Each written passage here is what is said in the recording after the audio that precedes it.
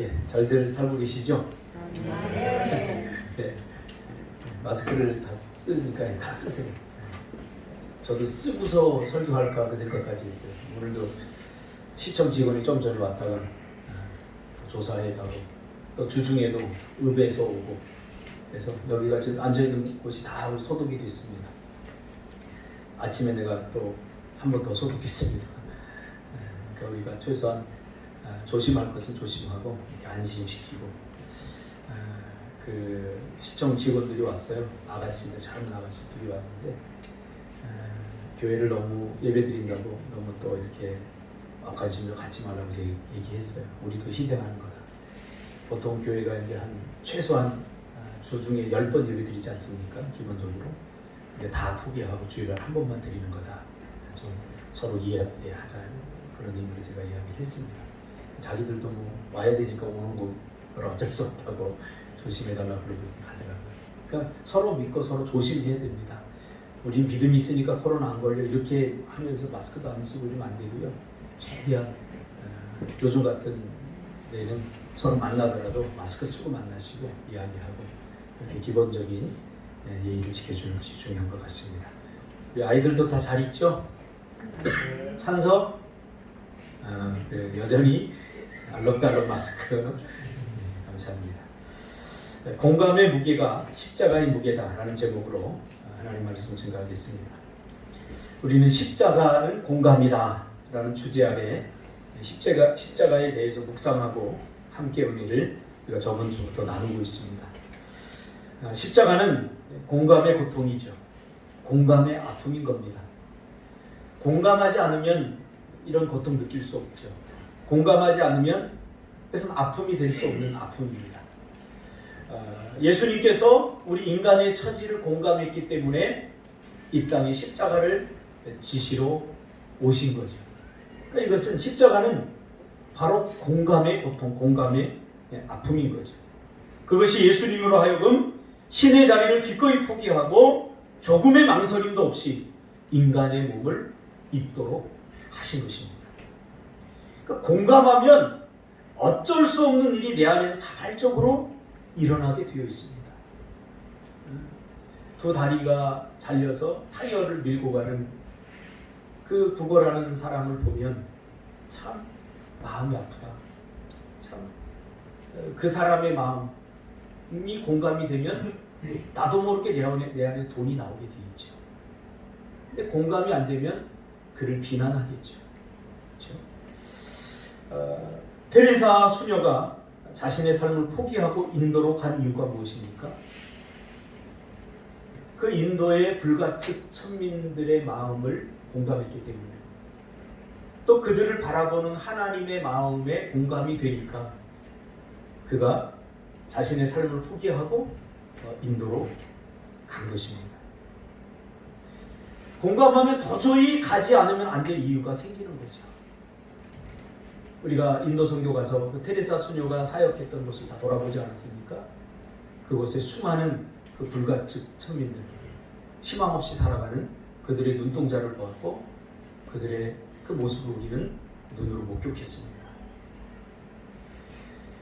에콰도르에 선교사로 갔다가 복음도 전해보지 못하고 그 에콰도르 사람들에게 창에 찔려 죽었던 짐 엘리엇. 그의 품에는 총이 있었지만 그 총을 사용하지 않았습니다.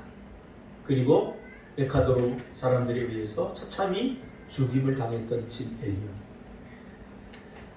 그가 왜 그랬을까? 사람들은 이해를 못했죠. 그래서 그의 죽음이 이게 무슨 낭비인가라고 이야기를 했지만 그러나 몇 년 후에 다시 그의 아내와 그의 가족들이 다시 에콰도르에 가서 복음을 전했죠.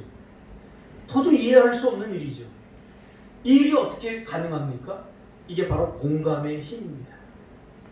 이들은 짐 엘리엇을 비롯한 이 가족은 이미 하나님의 마음을 공감했던 것입니다. 그 에콰도르 영혼들의 마음을 공감했던 것입니다. 많은 사람들이 십자가를 능력으로 인식하는 것 같습니다. 그래서 예수님은 하나님이시고 못하실 일이 없기 때문에 십자가도 능히 지실 수 있었다라고 생각하는 것이죠.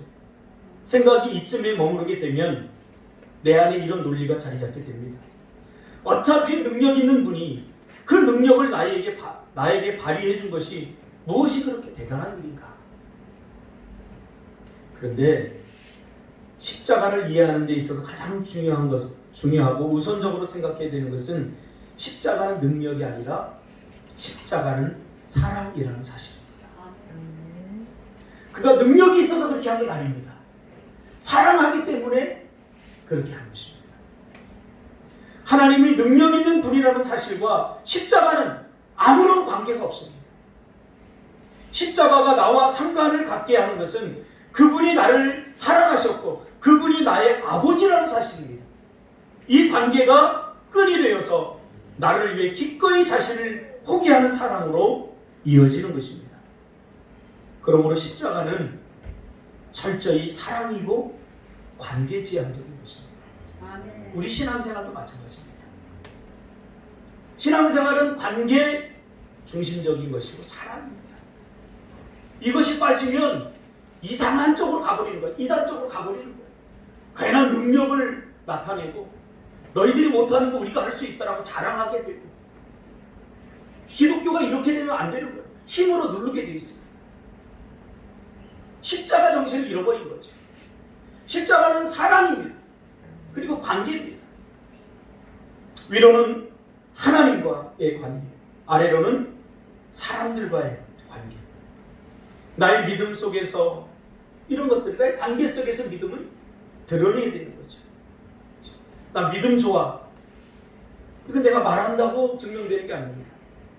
좋은 믿음을 가지려면 관계 속으로 뛰어들어야 됩니다. 도저히 사랑할 수 없는 사람과의 관계 속으로 들어가 보세요. 내 믿음이 얼마나 초라해 보이는지 몰라요. 이게 믿음이에요. 도저히 견딜 수 없고 버틸 수 없는 상황 속으로 한번 들어가 보세요. 우리의 수준이 다 밑바닥이 드러나게 되어 있습니다. 그래도 주님의 마음을 품고 주님의 마음에 공감한 사람들은 그를 사랑해야 되고 그를 아픔으로 끌어안아야 되는 겁니다. 이렇게 몸부림치고 실패했다 쓰러지고 다시 일어나고 쓰러지고 다시 일어나고 반복하면서 우리의 믿음의 굳은살이 박히는 겁니다.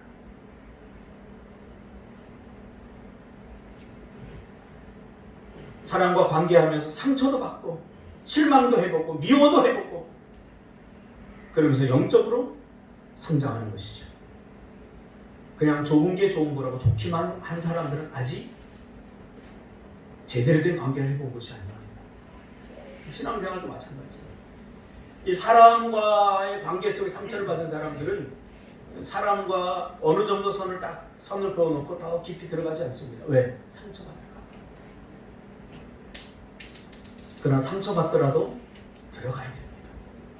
그의 마음에 공감해야 됩니다.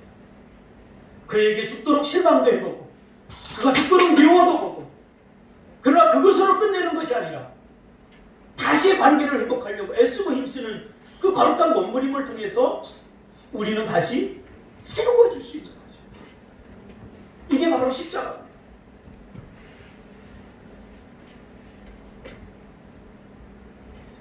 예수님도 이 땅에 오셔서 체유를 했다. 오늘 본문에 보니까 이게 조금 번역이 너무 문자적으로 한 것 같아요. 예전에는 우리에게 있는 대제사장은 우리의 연약함을 동정하지 못하실 분이 아니에요. 왜 이걸 동정으로 번역했을까요? 제가 원어를 이렇게 분석해 보니까 동정이라는 말은 별로 이렇게 좀 적합하지 않은 말이에요. 오히려 예전 번역 체율, 좀 한문적 표현이라서 우리에게 마음에 와닿지 않지만 오히려 체율이라는 말이 더 나은 것 같아요. 그러나 더 정확한 번역은 뭐냐면 같이, 함께, 공감, 그런 말이 더 정확한 번역 같아요. 이 말은 단순히 하나님이 우리를 불쌍히 여기는, 긍휼히 여기는 동정이나 그런 말이 아니라는 사실입니다. 저 사람이 불쌍하기 때문에 내가 그를 도와줬다. 그게 아니라 저 사람이 불쌍하기 때문에 내가 함께 해주었다. 그게 아니라는 말이에요. 그냥 공감했다 그 말이에요. 공감했다. 함께 해줬다 그 말이에요. 처지가 되고 같은 마음이 되는 겁니다. 그러니까 신약적으로 번역한다면 함께, 임마누엘, 이 더 정확한 번역입니다. 임마누엘. 예수님은 내가 아플 때 같이 아팠다는 거죠. 너의 아픈 걸 보고 나도 얼마나 아프냐, 참 아프겠다, 이렇게 한 게 아니라 네가 아플 때 나도 같이 아팠다는 거예요. 왜? 함께하는 사람은 그래요. 함께하는 사람은 그 사람이 아프면 나도 아파요. 그 사람이 울면 나도 울어요. 이게 함께하는 거예요. 그러나 동정은 거기까지 가지 못해요. 임마누엘이라는 뜻이 바로 그런 뜻입니다. 하나님이 우리와 함께하다. 그 말은 내가 울면 하나님도 운다는 말이에요. 아멘. 내가 고통 가운데 있고 염려 가운데 있어 하나님도 근심 가운데 빠지게 된다는 말이에요. 이게 함께한다는 말이에요. 그러니까 오늘 이 말은 이 말 자체가, 이 단어 자체가 얼마나 은혜가 되는지 몰라요. 그래서 예수님은 사람이 되어서 직접 사람이 겪는 모든 희노애락을 다 같이 겪으신 거죠. 그러니까 여러분, 여러분이 힘들면 주님도 힘들어하셔요. 왜? 함께하기 때문에. 예수님은 나의 고통을 함께하고 나의 아픔을 함께하고 나의 염려를 함께하기 때문에. 그래서 예수님은 외로움도 느끼시고 배고픔도 느끼고 슬픔, 아픔, 가난, 질병, 사람이 이 땅에 태어나서 경험하는 모든 인생의 수고와 고통을 전부 맛보셨어요. 예수님을 우리가 로봇처럼 이해해서는 안 돼요. 관계적으로 이해해야 돼요. 인격적으로 이해해야 돼요. 이건희 회장이 엄청난 부자인 것과 나의 궁핍함은 아무런 상관이 없습니다. 이건희 회장 부자잖아요. 돈이 얼마나 많습니까? 나의 궁핍함과 아무 상관이 없어요. 왜 그런 줄 아세요? 그와 나와 아무런 관계가 아니기 때문에. 만약 그가 나의 아버지고 나의 친척이라 된다면 그의 부가 나의 궁색함과 밀접한 관계가 있습니다. 내가 가난하게 살지 않을 것입니다. 저는 전교생이라고는 고작 몇백 명뿐인 전교 시골 학교를 다녔습니다. 우리 때는 한 반에 한 60명 이렇게 되니까 상당히 사람들이 많았죠. 그래서 한 학교에 몇백 명이다 그러면 작은 거였어요. 보통 뭐 2,000명, 3,000명 이상이 되었기 때문에 한 약 2km 정도 떨어진 곳에 작은 분교가 하나 있어요. 관창 분교라고. 그런데 이 아이들이 3학년까지는 거기서 다니고 4학년이 되면 이제 본교로 와서 이제 수업을 했어요. 근데 약 2km 정도 떨어져 있는 거리가 상당히 멉니다. 이 아이들은 눈이 오나 비가 오나 본교로다가 이렇게 학교를 다녔어요.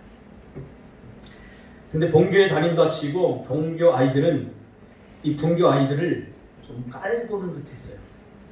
야, 이 분교 주제에 그러면서. 근데 저는 깔보기보다 처음에 그 아이들이 좀 측은지심이 느껴졌어요. 참 안 됐다. 안 됐다. 그렇게 마음 가질 이유가 하나도 없는데 그때는 그랬던 것 같아요. 내가 좀 큰 학교를 다니고 그 아이들이 작은 학교 이렇게 다니니까 좀 깔아보는 마음이 있었던 것 같아요. 혹시 본교 출신들 있나요? 분교 출신들 있나요? 우리 아이들이 더럽 분교였다 그러니 본교가 됐는데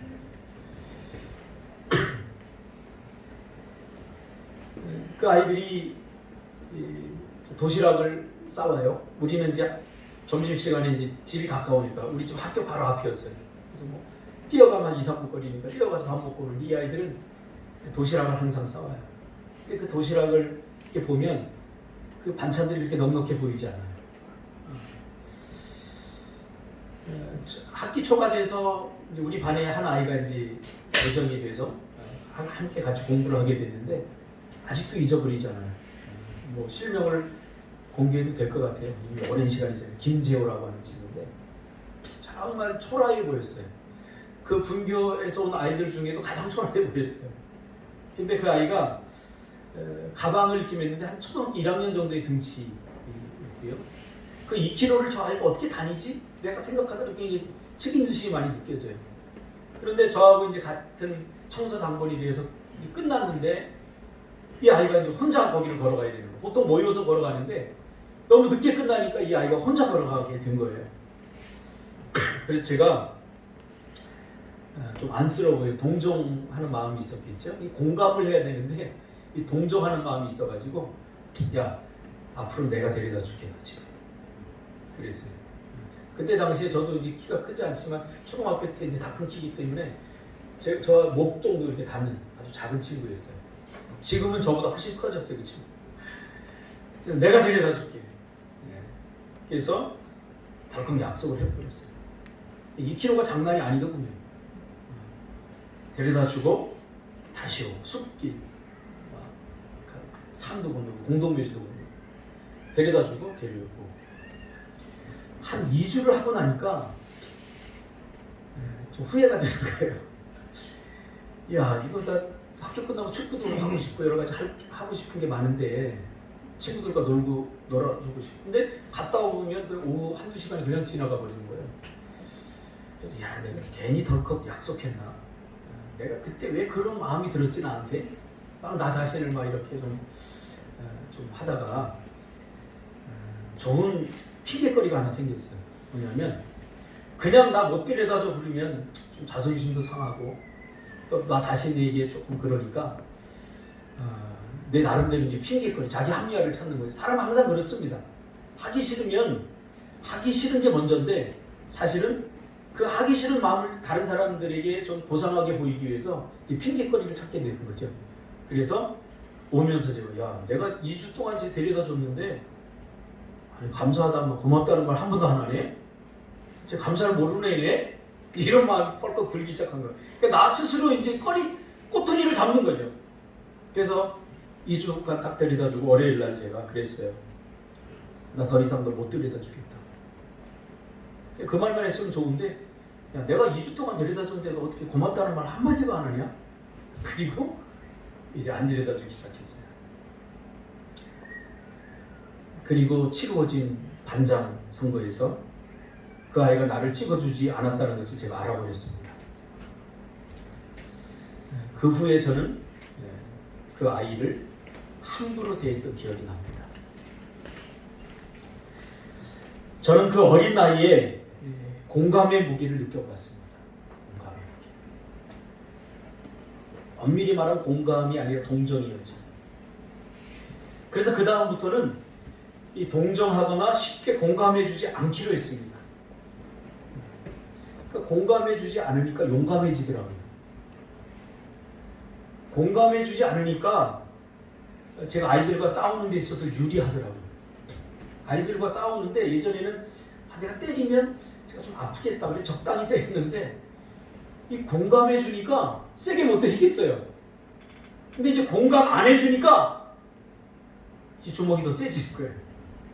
그래서 제가 우리 반의 짱이 됐답니다. 할렐루야. 여러분 간단합니다. 나만 잘 먹고 잘 살려면 공감해주지 않으면 됩니다.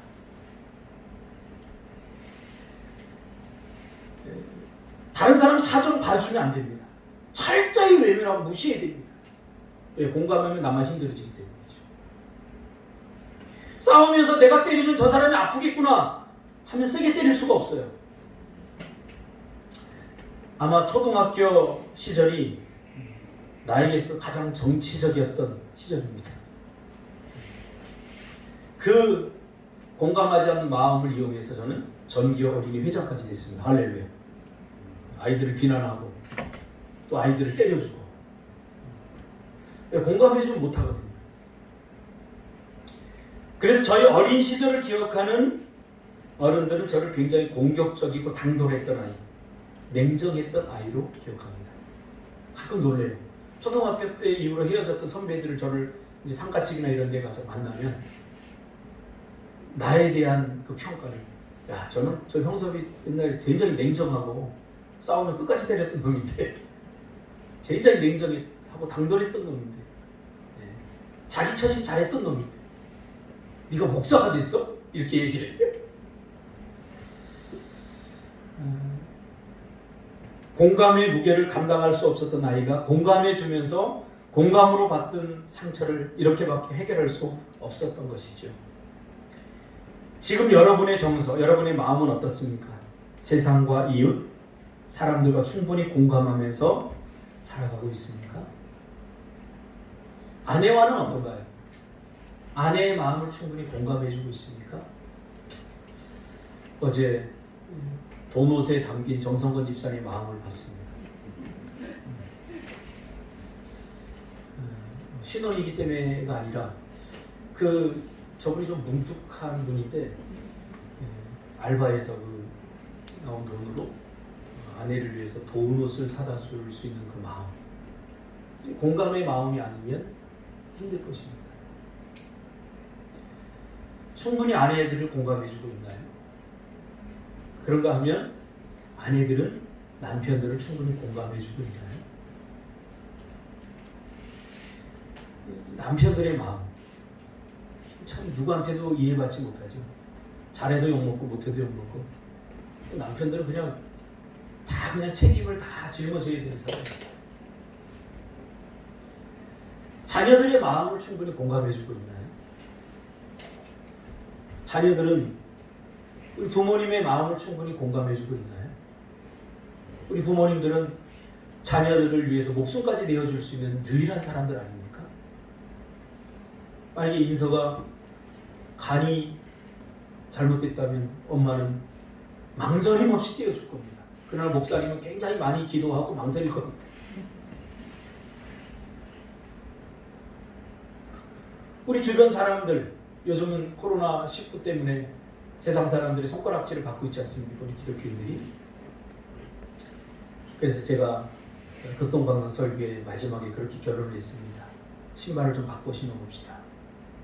세상 사람들이 혹시 듣고 있다면, 세상 사람들은 우리 믿음의 사람들의 신발을 좀 신어보고 우리도 세상 사람들의 신발을 좀 신어봅시다. 얼마나 두려울까요? 믿음이 없는 그들은 얼마나 두려워할까? 우리보다 더 두려워할 것입니다. 그런 가운데 우리가 모여서 예배 드린다고 하니 얼마나 화가 날까요? 이제 신발을 좀 거꾸로 신어봐야 될 때 아닙니까? 이 공감이란 말을 가장 잘 표현한 말입니다. 서로의 신발을 신어보고, 저 사람 왜 저렇게 뛰어? 저 사람 왜 저렇게 걷지? 그 사람의 신발을 신어보지 않고는 우리가 말할 수 없는 거예요. 사랑은 공감입니다. 공감하면 손해보고, 공감하면 내 이익을 포기해야 됩니다. 그렇게 공감적 사랑은 희생이 따르고 때론 죽음도 불사해야 됩니다. 예수님이 우리 인간의 마음을 공감하지 않았다면 굳이 십자가를 질 이유도 없었습니다. 그러나 예수님은 죄로 말미암아 죽음 가운데 놓여 있는, 죄의 고통 가운데 몸부림치는 우리들을 공감하자, 그 높은 보좌에 그냥 앉아서 지켜볼 수만 없었던 거죠. 그래서 그 보좌를 버리시고 자기도 모르게 십자가를 지신 것입니다. 이게 공감의 힘입니다. 주님은 공감이 사랑이라고 말합니다. 그러므로 공감할 수 없다면 우리는 사람일 수조차 없는 것이죠. 우리 아이들이 울면 응애 똑같이 울어요. 응애. 근데 공감이 안 되는 사람들은 쟤 운다 이렇게 알아요. 그러나 엄마는 제가 배고프구나 하고 우유를 갖고 달려갑니다. 제가 똥을 쌌구나 하고 기저귀를 갖고 달려갑니다. 나 힘들어. 이 소리가 똑같이 들립니까? 다르게 들려야 돼요. 우리 그리스도인들은 십자가를 경험한 사람들 아닙니까? 공감해주는 사람들입니다.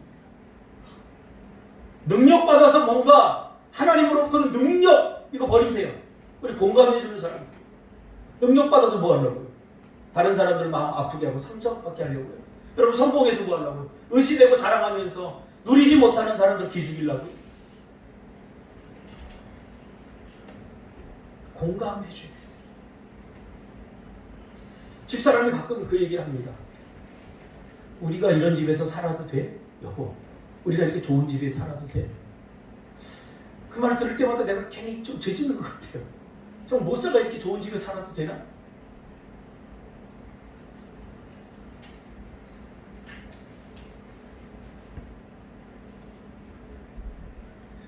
우리가 사랑해야 하는 것 알면서 쉽게 사랑하지 못하는 것은 공감의 무게 때문 아닙니까? 나만 힘들어지고 나만 고통스러워지고 나만 손해볼 수 있다는 생각에 알고도 모른 척할 때가 많습니다. 그래서 공감의 수준을 정해놓고 살죠. 감정을 스스로 통제하고 살아가는 거죠. 오늘 히브리서 기자는 우리에게 있는 대제사장은 우리의 연약함을 동정하지 못하실 분이 아니요 모든 일에 우리와 똑같이 시험을 받으신 분이로되 죄는 없으시니라 라고 말하고 있습니다.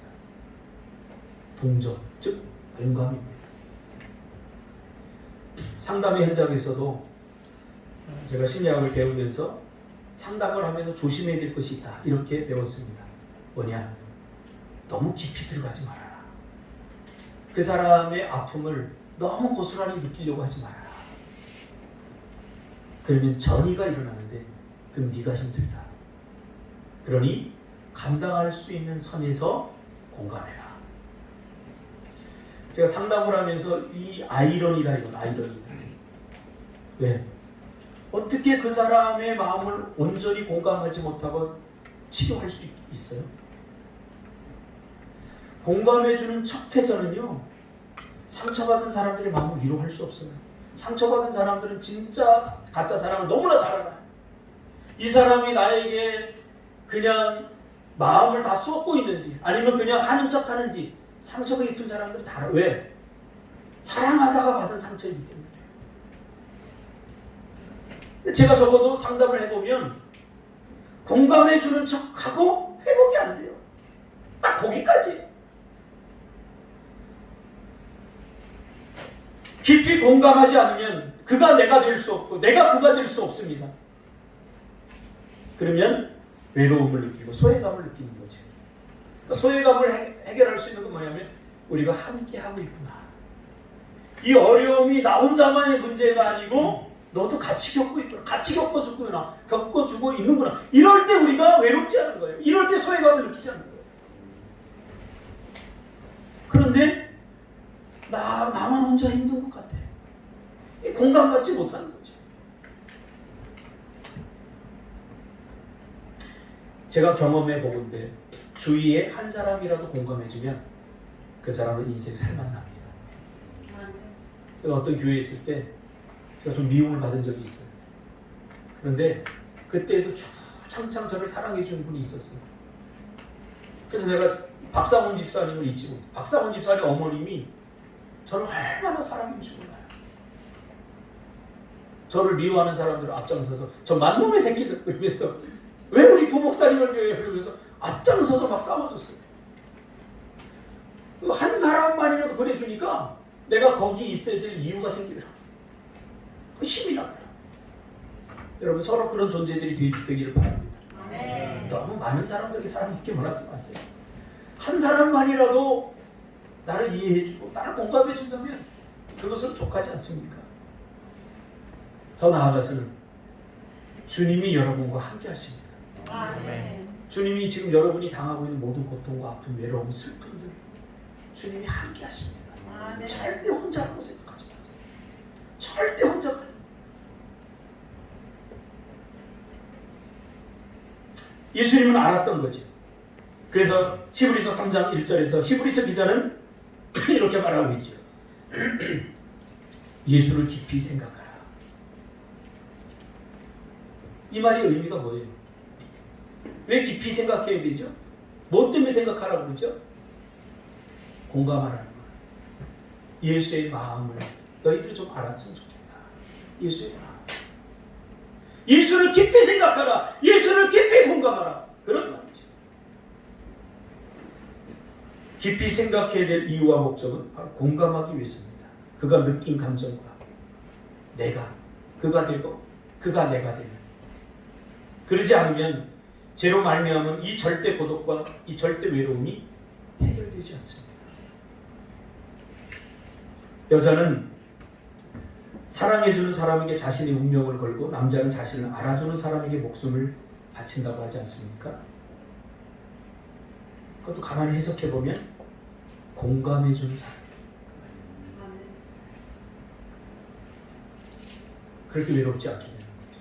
내가 되고 내가 되는 것을 방해하는 죄의 답을 십자가로 하시고 우리 안으로 들어오신 겁니다. 이게 십자가의 위대함입니다. 그러므로 우리는 더 이상 망설이면 안 됩니다. 그리고 그 다음을 두려워해서는 안 됩니다. 공감하면 나만 손해야. 공감하면 내 정서만 힘들고 나만 힘들어. 그러니 모른 척 할 거야. 이 말은 난 느끼지 않을 거야 말이에요. 느끼지 않으면 참 좋은데 왜? 내 손해가 당장 안 보니까 나중에 어떻게 되냐면 희노애락을 못 느끼게 됩니다. 그러니까 마음이 건강하다는 것이 뭐냐면 희노애락을 잘 느끼는 거예요. 너의 감정 속으로 들어가야 그 느낌 속으로 들어가야 해결이 됩니다. 여자들은 한 얘기 또 하고 한 얘기 또 하고 그렇죠. 남자들은 그래 그만해. 그 어제도 하고 전번에도 하고 또 이야기해. 여자들은 주로 부부싸움 할 때도 옛날 이야기 많이 합니다. 아, 몇 번이야. 내가 다 100번도 넘게 들었는데 그러잖아요. 왜 그런 줄 아세요? 팩트, 사실, 정보 그걸 모르는 게 아니라 그때 내가 이야기할 때의 그 느낌 그걸 공감받지 못하면 여자들은 계속 이야기하게 돼 있습니다. 그래서 여자들 임신할 때 먹고 싶다면 다 사줘야 돼요. 그건 먹고 싶은 게 아니라 공감받고 싶은 거거든요. 어제도 어떤 TV 제가 잠깐 보니까 두 부부가 갈등이 생겼는데 왜 나만 힘들어야 돼? 왜 나만 애 낳아서 나만 키워야 돼? 당신은 풀풀 쳐 잠이나 자고 애 우는데 나는 젖줘야 되고 왜 나만 힘들어야 돼? 이때는 남자들이 아무것도 하지 않더라도 그냥 깨어 있어만 줘도 좋습니다. 회복이 됩니다. 그러니까 예수님이 우리에게 했던 방법입니다. 자꾸 팩트 가지고 달려들면 안 됩니다. 저번주에도 얘기했잖아요. 옳고 그름이 우리 인생의 문제 해결해 주지 않는다니까요. 지금 뭐 정치인들 보세요. 다 옳은 이야기 하지 다른 이야기 합니까? 그러나 그 옳은 이야기 뒤에 자기 유익이 감춰져 있습니다.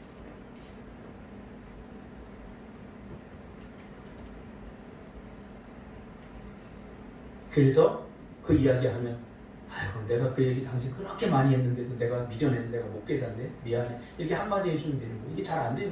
그래도 자꾸 노력해요. 십자가의 정신을 가지고. 아이들도 마찬가지예요. 한 얘기 또 하고 그러잖아요. 그 우리 엄마가 못 알아들었을까 아빠가 못 알아들었을까 봐 그러는 게 아니라 그 감정 그 느낌을 이 아이들이 수용받고 싶은 거예요. 우리 엄마가 좀 이거 알아줬으면 우리 아빠가 좀 알아줬으면 좋겠다. 그래서 예수님을 나의 구조로 영접하고 나면 감성적이고 정서적임이 회복되면서 눈물이 회복이 됩니다. 기쁨이 회복이 됩니다.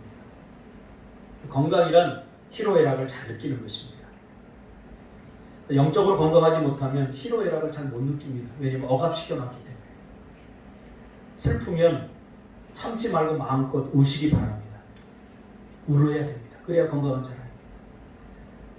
힘들면 힘들다고 이야기하시기 바랍니다. 야, 내가 힘들다고 말하면 우리 목사님은 어떻게 생각할까? 내 아내가 어떻게 생각할까? 힘들면 힘들다고 말해야 됩니다. 나 힘들어. 이게 건강합니다. 왜 그러냐면 힘든데 참으면 힘든 것을 참아서 참아지는 존재가 아니거든요. 우리 정말 약해요. 그게 쌓였다 나중에 한 번에 폭발해 버리면 이게 큰 문제가 되는 거예요. 제가 위기 부부들을 상담하면서 그것을 느꼈어요. 주로 어떤 부부들이 문제가 있냐면 많이 자주 싸우는 부부들, 갈등 있는 부부는 별로 문제가 없어요. 근데 잘 사는 것 같다가 어느 날 갑자기 팍 터져버려요. 왜? 서로 표현하지 않다가 한꺼번에 싸운 것이 폭발되면 그때 감당할 수 없게 돼요. 화산처럼 폭발하는 거죠. 그러니까 서운함도 서로 이야기해야 돼요. 기쁘면 어떻게 해야 돼요? 마음껏 좀 웃으세요. 요즘 웃는 사람들 많이 못 푸는 것 같아요. 좀 웃으셔야 돼요.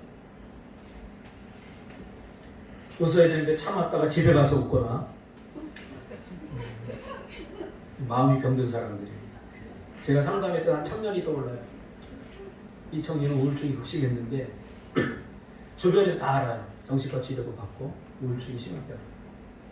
그러니까 이게 하나의 사인이 돼버려요. 그 아이의 정체성이 돼버리는 거예요.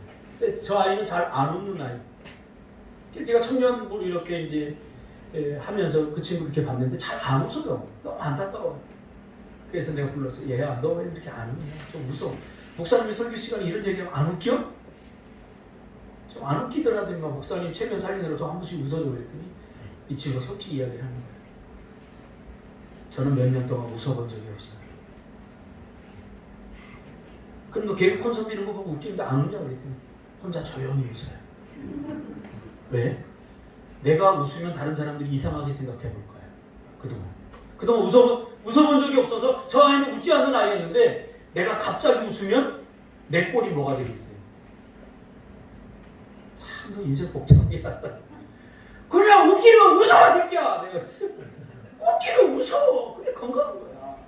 슬프면 울고 너무 슬퍼서 감당할 수 없으니까 이 슬픔을 다 느끼면 내가 힘들어질 것 같으니까 느끼지 않게 자꾸 하다 보면 내가 병들게 되어 있습니다. 화가 나면 집 앞에 소나무를 붙잡고 여러분 두들겨 패시기 바랍니다. 제가 우리 교회 앞에 예전에 샌드백을 하나 매달아 놨어요. 우리 젊은 친구들에게 너희들 부부싸움하고 속상하면 여기 와서 샌드백을 채라. 매달아 놨어요. 제가 제일 많이 칩니다.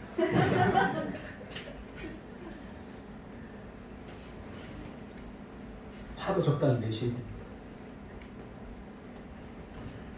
사이코패스, 그렇죠? 영적 사이코패스. 느끼지 않는 거예요. 불쌍한 사람을 보면, 믿음이 없는 사람들을 보면 잘 느끼지 못하죠. 그러니까 정죄하는 거예요. 느끼지 않으려면 정죄해야 돼요. 비난해야 돼요. 그래서 느낌이 아닙니다. 느껴보세요. 가늠한 여인, 그 여인을 보고 다른 사람들이 입장을 바꿔놓고 한번 생각해보세요. 그가 내 동생이었고 그가 내 부인이었고 그가 나와 관계 있는 사람이었다면 우리가 얼마나 힘들까요? 함부로 정죄할 수 있을까요?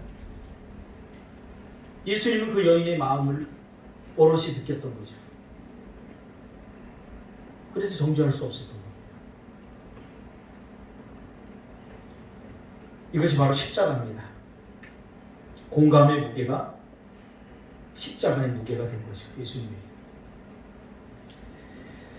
내가 되어버리면 그 다음은 문제가 되지 않습니다. 그를 위한 희생과 헌신, 죽음까지도 문제가 되지 않습니다. 그래서 주님의 마음을 경험하는 것이 하나님 사랑, 이웃의 아픔을 느끼고 공감하는 것이 이웃 사랑이 되는 것입니다. 우리는 고작 내가 정해놓은 바운더리 안에서만 공감하려고 합니다. 아브라함의 복은 열방으로 퍼져 나가야 합니다. 그저 고작 내 본토 친척 아비 집만 잘 먹고 잘 살게 하려고 부름받은 것이 아니라 열방의 복이 되라고 부르신 것이죠. 그래서 우리는 열방을 공감해 줘야 됩니다. 누군가의 마음을 공감해 주면 그가 살아나게 되어 있습니다. 김사인 씨가 쓴 중과 부족이라는 시로 설교를 마무리하려고 합니다. 이런 시입니다. 조카 학비 거드니 우리 아이들 등록금이 빠듯하다. 마을 금고 이자는 이쪽 카드로 빌려내고 이쪽은 저쪽 카드로 돌려막는다. 막자 시골 노인들 팔순 오고 며칠 지나 관절염으로 장모 입원하신다. 다시 자동차세와 통신요금 내고 은행카드 대출 할부금 막고 있는데 오래 고생하던 고모 죽었다고 푸고 온다. 문상 마치고 막 집에 들어서자 처남 두도나서 집 넘어갔다고 아내가 울고 불고 젓가락 2자루 패는 1자루 중과 부족 일하 접고 마치려는데 다시 주차 공간 미확보 과태료 날라오고 치과 다녀온 딸아이가 이를 3개나 빼야 한다며 울상이다. 철렁하여 또 얼마냐 물으니 제가 어떻게 아냐고 성을 낸다. 좀 상황은 조금씩 다를지 모르지만 이것이 인생의 길입니다. 공감 가시나요? 우리만 힘든 게 아니죠. 나만 힘든 게 아니죠. 다 우리가 이렇게 살아가고 있죠. 40대, 50대쯤 되면 이렇게 살아가죠. 40, 50대쯤 된 남성의 고백인 것 같아요. 내가 아무리 이 카드로 저 카드 돌려막아도 세상은 항상 나를 괴롭힐 카드가 언제나 있는 것 같죠. 누구보다 열심히 살았는데 대충 살거나 또 허영이나 사치를 부렸다면 좀 더 억울한데, 정말 누구보다 열심히 살았는데, 아끼면서 살았는데 여전히 부족한 우리의 삶의 현실. 그냥 나만 잘 먹고 잘 살면 되는데 또 주변을 보니 공감이 가니까 그 공감의 함정에 스스로 빠져버리는 거죠. 그렇죠? 나도 지금 내 자식 학비에 이렇게 빠듯한데 보니까 우리 동생 딸이 학비를 못 내고 있네. 그래 공감 안 하고 모른 척하면 되는데 또 공감을 해버리니까 거기 몇 분 도와주고 나니까 이거 이거 날아온 게 투성이. 이게 바로 우리의 현실입니다. 누가복음 10장에 보면 한 율법학자가 예수님께 묻습니다. 내가 무엇을 하여야 영생을 얻을 수 있습니까? 그러자 예수님이 뭐라고 얘기합니까? 율법에 무엇이라고 기록되어 있느냐? 너 율법을 연구한 학자 아니냐? 그러자 10장 27절에 율법학자가 이렇게 이야기합니다. 율법에서는 마음을 다하고 내 목숨을 다하고 내 힘을 다하고 내 뜻을 다해 주 내 하나님을 사랑하라고 했고 또 내 이웃을 내 몸같이 사랑하라고 했습니다. 율법학자가 이렇게 얘기합니다. 그러자 28절에 예수님께서 이렇게 말씀하시죠. 내 대답이 옳다. 그대로 행하면 내가 살 것이다. 근데 율법학자는 자신이 옳다는 것을 보이려고 또 예수님께 이렇게 묻습니다. 그러면 누가 도대체 제 이웃입니까? 그러자 예수님께서 30절에 예화를 듭니다. 선한 사마리아 사람 예화를 들죠. 한 사람이 예루살렘 여리고로 가다가 강도들을 만나게 됐다. 강도들은 그의 옷을 벗기고 때려 거의 죽게 된 채로 내버려 두고 갔다. 31절에 보니까 마침 한 제사장이 그 길을 내려가는데 그 사람을 보더니 모른 척하고 반대쪽으로 돌아갔다. 32절에 보니까 이와 같이 레위 사람도 그곳에 이르러 그 사람을 보더니 모른 척하고 반대쪽으로 지나갔다. 33절에 보니까 그러나 어떤 사마리아 사람은 길을 가다가 그 사람이 있는 곳에 이르러 그를 보고 불쌍한 마음이 들어 가까이 다가가서 상처의 기름과 포도주를 바르고 싸맸다. 그리고는 그 사람을 자기 짐승에 태워서 여관에 데려가 잘 보살펴 주었다. 그리고 마지막에 자기가 떠나면서 그 여관 주인에게 이 데나리온을 주면서 저 사람을 잘 돌봐달라고 그렇게 이야기했다. 이 사람은 남는 게 아무것도 없어요. 다 잃어버렸어요. 뭐 때문에? 공감해 주었기 때문에.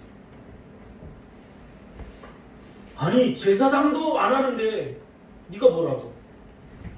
네가 한다고 알아주는 것도 아닌데 레위 사람도 그렇게 착한 레위 사람도 모른 척하고 갔는데 네가 뭐라고 도와줘?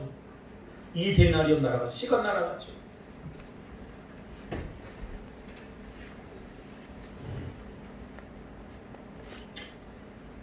공감하면 손해봅니다.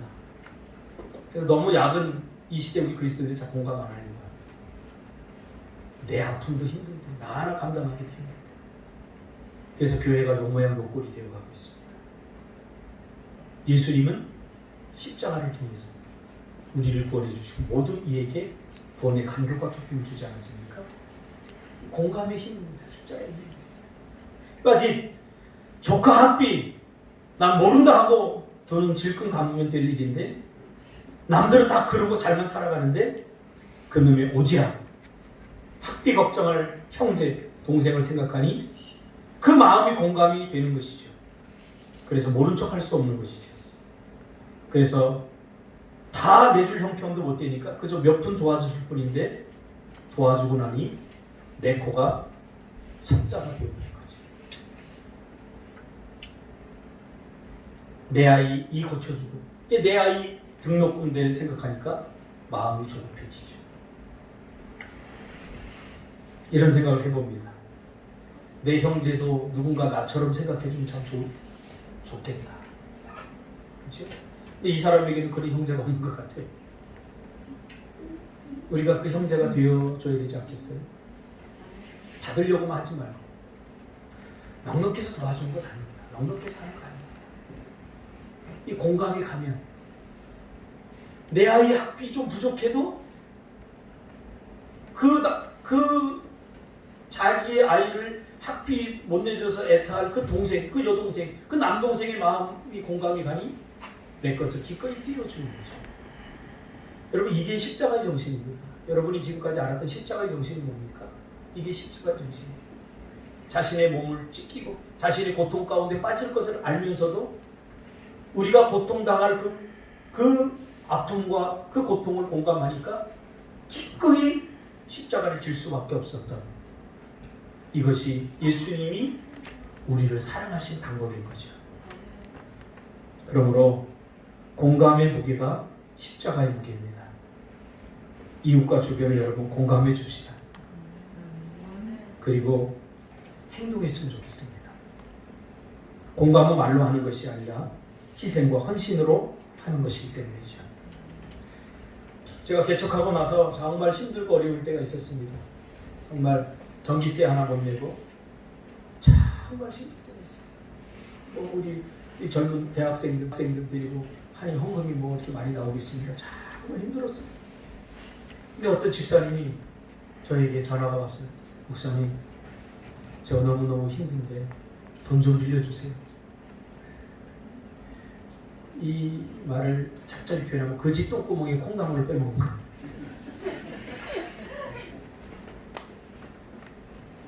처음에 화가 나더라고요. 이 양반이 누굴 데리고 너나 지금 장난하나? 그런 말에 욱하고 들다가 그래도 하나님의 뜻이 있을지 모르니 하나님께 기도했어요. 하나님이 이런 마음을 주셔요. 얘야, 오죽하면 너한테 전화했겠냐. 너의 사정을 뻔히 하고 그 개척계 그 힘들고 어려움, 전기세 못 나는 그것도 다 아는 너에게 전화했다면 그 사람은 얼마나 절박했겠느냐. 제가 집사람을 설득했어요. 돈이 없으니까 여보, 우리 카드로 대출 내서 빌려줍시다. 기꺼이 집사람이 울면서 카드로는 몇백만 원 대출해서, 그때 적지 않은 돈이었어요. 우리 일주일에 헌금이 10만 원도 안 나올 텐데 카드로는 한 500~600만 원인가요? 대출해서 빌려줬어요. 받았게요? 못 받았게요? 못 받았어요. 다 갚았어요, 제가. 그때 당시엔 정말 미웠는데 지금은 없어요, 미움. 조금이나마 주님의 마음을 이해한 것 같아서. 이 공감입니다. 공감은 힘들어요, 여러분. 그렇다 공감 안 하면 우리는 그리스도를 살아갈 수 없어요. 우리가 먹고 남는 음식물 쓰레기 처리하는데 수조 원이 드는데 그 돈만 있으면 아프리카 아이들 수천만 명을 먹여 살릴 수 있어요. 제발 공감하고 삽시다. 아멘. 십자가의 정신을 엉뚱한 데서 찾지 말고, 이번 우리 코로나 사태도 좋은 기회이고요. 또 이번 고난주가 부활절도 우리가 십자가를 묵상하면서 공감했으면 좋겠습니다. 기도하겠습니다. 주님,